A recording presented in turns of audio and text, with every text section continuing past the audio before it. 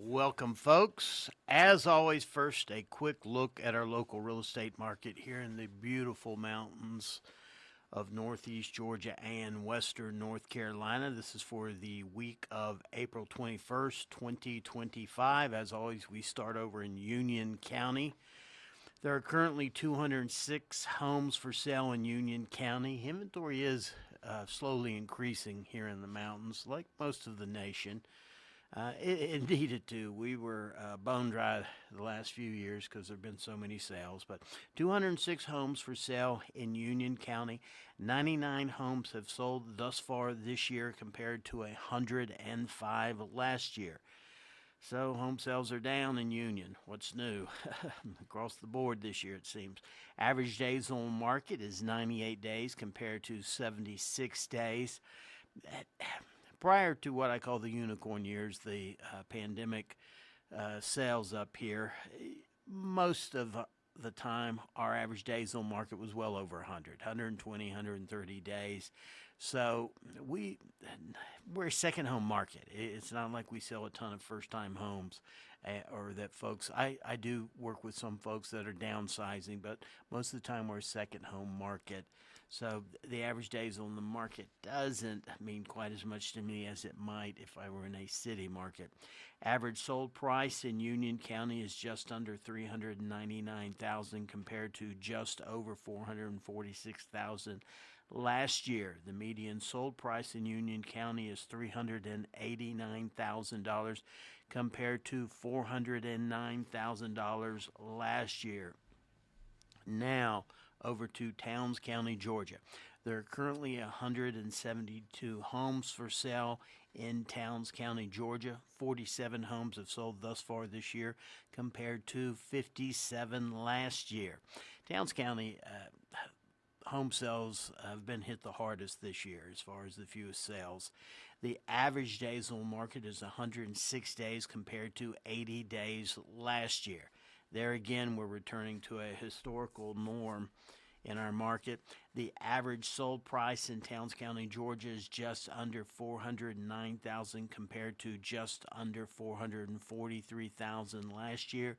The median sold price in Towns County, Georgia is $402,500 compared to $432,900 last year. Now, crossing the state line over into Clay County, North Carolina. There are currently 106 homes for sale in Clay County, North Carolina. 48 homes have sold thus far this year in Clay County compared to 50 last year. Yes, all three counties, Union County, Towns County, and Clay County, are down from last year, and last year was not a good year for our market. So I think we're just returning to a more historical norm. Average days on market in Clay County is 113 compared to 83 days last year. The average sold price in Clay County is just under $451,000 compared to just over $418,000 last year. The median sold price in Clay County, North Carolina is $397,200 compared to $306,000 last year. So in summary, Union County, Blairsville, Georgia. Home sales are down from last year. Average days on the market is up. It's taking longer to get a home sold this year in Blairsville. Average sold price is down from last year. Towns County, Georgia. That's Young Harris and Hiawassee, Georgia. Home sales are down from last year. The average days on market is up. Again, it's taking longer to sell a home in Towns County. The average sold price is down from last year. Now, Clay County, North Carolina, Hayesville, Warne, and Brasstown. Home sales are down. Average days on the market are up. However, unlike Union and Towns County, the average sold price is up in Clay County, North Carolina. That is a relatively quick look at our local real estate market up here in the mountains of Northeast Georgia and Western North Carolina. Today we're going to take a quick look also at Lake Nottely and Lake Chateau. All right, and this is through the week of April 21st, 2025, starting over in Union County, Blairsville, Lake Nottely. There are currently 10 homes for sale on the lake. 2 homes have sold thus far this year, compared to 4 homes sold last year. The average days on the market for a home on Lake Notley is 179 compared to 64 last year. The average sold price of a home on Lake Notley thus far, and that's through April 21st, 2025, is $772,500. That's compared to 703,750 last year. So we're down about roughly $69,000. Or strike that. We're up, Lake Notley, sorry about that, owners. You're actually up about 69,000 from last year. The lakes have maintained, and what I mean by that is, what I'm seeing is while cabins and homes off the lake, I believe, are trending down, the lake continues to trend up on the whole. Now over to Lake Chatuge. And as we know, half in North Carolina, Clay County, North Carolina, and half in Towns County, Georgia. 20 homes are currently for sale on Lake Chatuge. 3 homes have sold thus far this year compared to 8 homes last year. The average days on market thus far this year is 48 days compared to 183 days last year. The average sold price is $1,053,333 compared to $1,090,363,000. So in summary, Lake Notley, sales are down. We had 4 at this point last year, only 2 this year. Average days on market is significantly up from 64 last year to 179 thus far this year. The average sold price on Lake Notley is up, again, about $69,000. It's pretty good. Lake Chatuge, home sales are down quite a bit. We had 8 at this point last year. We've only had 3 thus far this year. The prices are still over $1 million, though. The average days on the market is down significantly. Average days on the market was 48 this year. Last year was 183. And the average sold price is slightly down, about $37,000. When you're over $1 million, I don't think that's significant of a figure. I guess, though, if you were taking it from me, I would. But that's a quick look at our lake market, both on Lake Notley and Lake Chatuge. Traffic has picked up a little. I've had a lot more activity on some of the homes I've had listed. What I am seeing in our market is buyers beginning to negotiate a lot more. We've come out of some very strong seller years. The market is definitely shifting. I am seeing buyers come in, and I don't want to insult buyers, but I'm seeing some, and no offers insulting, I guess you'd say, but if you have something listed for $400,000 and you get an offer of like $275, it's definitely not going to make you happy. And we are beginning to see some of those offers again in our market. Additionally, we're beginning to get some buyers that if they can't get what they want through the initial negotiations, they are using the inspection period to try and beat you down to what they originally wanted to pay. We're beginning to see some more of that behavior in our market. Maybe it was always there. It just seems like I'm getting a lot more of that of late in the negotiations. But that's a quick look at our market. Today we don't have a guest. We're going to do a deep dive into our national real estate market, where we're at and where they're projecting we're going to end up. We're down to about a minute before our first commercial break, so quickly I'll introduce the article. Inman News article came out on the 15th, about 7 days ago. Home price appreciation seen as cooling as inventories grow. We are seeing our inventory grow up here, and I guess we are kind of seeing our home prices cool a little. Experts surveyed by Fannie Mae expect national home prices to slow to 3.4% this year. Median list prices are down 10% or more from a year ago in 69 markets. We'll dive into this article when we get back from these commercial messages. As always, my name is Rick Andrews, and thank you so much for tuning in. Welcome back, folks. Right before the commercial break, we had jumped into an Inman article, home price appreciation seen as cooling as inventories grow. The article reads, housing experts surveyed by Fannie Mae expect national home price appreciation to cool this year as inventories continue to swell. I wouldn't say our inventory is swelling here in the mountains, but it's definitely increasing, with dozens of local markets already seeing double-digit annual declines in median list price. Well, we're definitely not seeing that here. Double-digit? No, we're not seeing that here in the mountains of northeast Georgia and western North Carolina. And that's, these are national articles. It depends on where the surveys are done. The article goes on at the national level.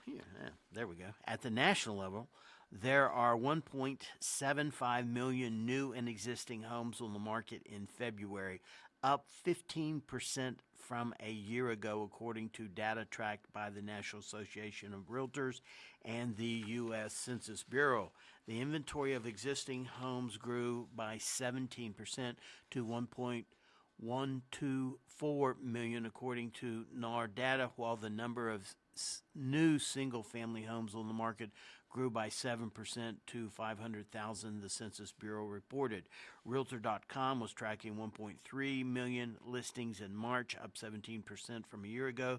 The latest readings from the S&P CoreLogic showed national home prices were up 4.1% from a year ago in January, with Tampa, Florida, the only market in the 20-city index to see prices slip over that period by 1.5%. If you follow our market, you definitely want to know the Florida market. Florida, Texas, the Atlanta area. When I say the Atlanta area, just south an hour or two from here, Marietta, Alpharetta, Powder Springs. Those are markets that what I call our feeder markets. And if Florida undergoes a slowdown, you'll probably see that reflected in our market. When Florida hit the skids back in the recession, we knew what was coming here. Let's see, the article goes on. Home prices are driven by local supply and demand. That I agree with. And Realtor.com data shows median list prices in 69 metros were down by 10% or more from a year ago in March. Again, this is a look from a national perspective. Let's turn the page. That's it for that article.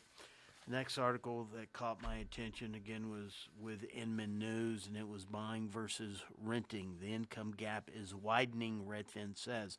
The typical American now needs to earn over $116,600 annually to afford a median-priced home in the U.S. compared to just $64,160 needed to afford an average apartment, according to Redfin. The article starts, if buying a home feels more out of reach than ever, while renting still seems manageable, the income gap between the two could explain it all. Duh. The financial gap between owning and renting has grown significantly, making the dream of home ownership more distant, according to a report released by Redfin Thursday. According to the report, the typical American now needs to earn over $116,600 annually to afford a median-priced home here in the U.S., compared to just $64,160 needed to afford an average apartment. That and 81.1% income gap, the widest it has been in recent years. Just a year ago, the income needed to buy a home was around $110,800, while renters needed about the same amount as they do now. It has become increasingly challenging, the article reads, for American renters to make the shift to home ownership thanks to the triple whammy of rising home prices, high mortgage rates, and a shortage of homes for sale, said Redfin senior economist in a statement. To put things in perspective, back in 2021, during the height of the pandemic era affordability, the gap between buying and renting a home was much smaller. A home purchase required just $63,925 in annual income, while renters needed $54,520. That was only a 17.3% difference compared to today's 81.8% divide. That is a big difference. One major factor that's been driving the jump is undoubtedly rising mortgage rates. 30-year fixed mortgage rates now sit above 6.5%, more than double pandemic-era lows. Meanwhile, the median home sales price have risen 4.5% year over year to hit, this is median price, to hit $423,892 in February. The price surge has left the typical U.S. household earning about $86,382. Again, let me read that again. The price surge has left the typical U.S. household earning about $86,382, roughly $30,000 short of what's needed to afford the median priced home. Now let's to afford the median priced home. Renting, on the other hand, hasn't seen the same spike. The average asking rent ticked up just 0.2% over year to $1,604 in January. A wave of newly built apartments has boosted supply, giving renters more options and landlords less room to raise prices. Built-to-rent homes have also taken off, giving renters even more options. According to a recent analysis, developers completed 39,000 single-family rental homes in 2024, and 110,000 homes are currently under construction. The gap between what someone must earn to buy versus rent may shrink in the coming months, but only because rents are expected to rise as the number of new apartments hitting the market tapers off due to a construction slowdown. So yes, folks, the light at the end of the tunnel is an oncoming train. I mean, these numbers pretty high. I can remember my wife and I lived in a teeny duplex. I mean, you could almost reach from one end to the other when you stood up. It was mighty small, and it was really cheap, and we did that intentionally.